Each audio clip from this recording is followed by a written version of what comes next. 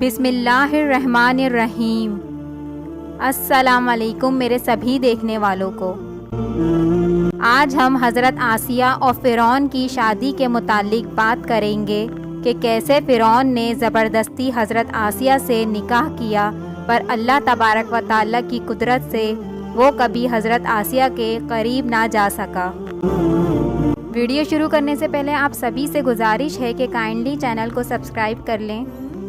حضرت be be Asiya بادشاہ مصر ریان بن ولید کی اولاد میں سے تھیں۔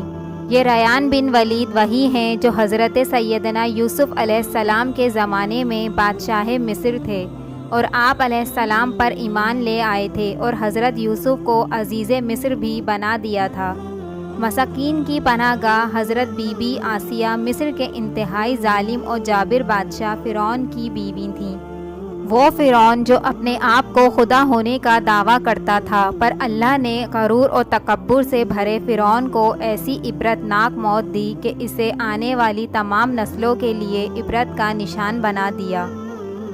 بادشاہ وقت کی بیوی ہونے کے سبب حضرت آسیہ کے پاس مال و دولت کی کثرت تھی، لیکن اس کے باوجود آپ غرور اور تکبر کا شکار نہیں تھیں، بلکہ آپ کا دل غریبوں کی محبت سے سرشار اور ان پر شفقت اور مہربانی کے جذبے سے معمور تھا۔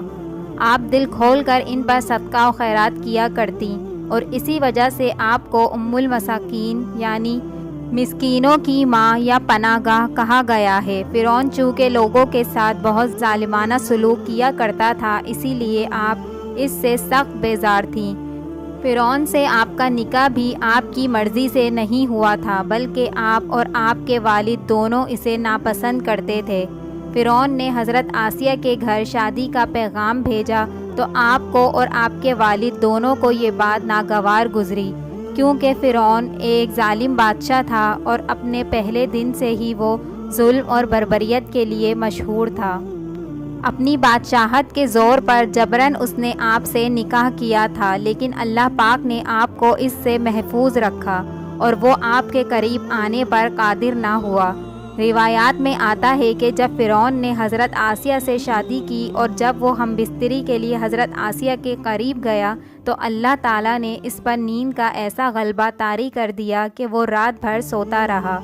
بعض روایات میں یہ ہے کہ اللہ نے اسے نامرد کر دیا تھا۔ ہر حکیم اور طبیبوں نے اس کی بیماری کو لا علاج قرار دیتے ہوئے بتا دیا تھا کہ وہ کبھی ہم بستری نہیں کر سکتا، اسی لیے فرعون اور حضرت آسیہ کی کوئی اولاد نہیں تھی، اور جو بعض روایات میں فرعون کی ایک بیٹی کا ذکر ملتا ہے، ممکن ہے یہ لڑکی لے پالک تھی، یعنی اسے لے کر پالا گیا تھا۔ حضرت آسیہ کو یہ اعزاز بھی حاصل ہے کہ آپ نے حضرت سیدنا موسیٰ علیہ السلام کا نام رکھا۔ حضرت سیدنا موسیٰ علیہ السلام کی والدہ نے فرعون کے سپاہیوں کے ڈر سے آپ کو ایک صندوق میں بند کر کے دریائے نیل میں ڈال دیا تھا۔ اس کی وجہ یہ تھی کہ فرعون کو پتہ چل گیا تھا کہ بنی اسرائیل میں ایک لڑکا پیدا ہوگا جو اس کی بربادی کا باعث بنے گا، اسی لیے وہ بنی اسرائیل میں پیدا ہونے والے تمام لڑکوں کو مروا دیتا تھا۔ اسی ڈر کی وجہ سے آپ کی والدہ نے آپ کو ایک صندوق میں بند کر کے دریائے نیل میں بہا دیا تھا۔ اس دریا کی ایک نہر فرعون کے محل کے پاس سے بہتی تھی۔ یہ صندوق بہتا ہوا اس نہر میں چلا گیا۔ فرعون نے حکم دیا کہ اسے محل میں لایا جائے۔ جب اس صندوق کو کھولا گیا تو اس میں سے ایک خوبصورت بچہ نکلا۔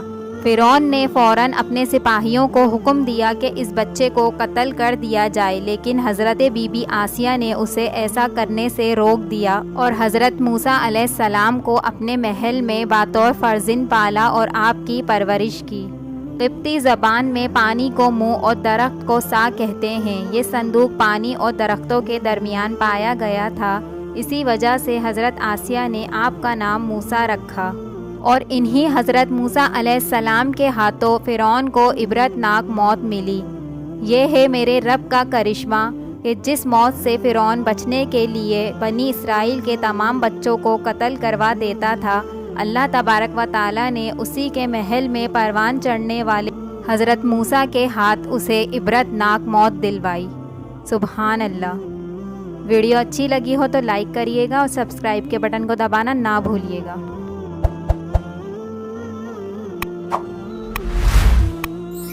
اللہ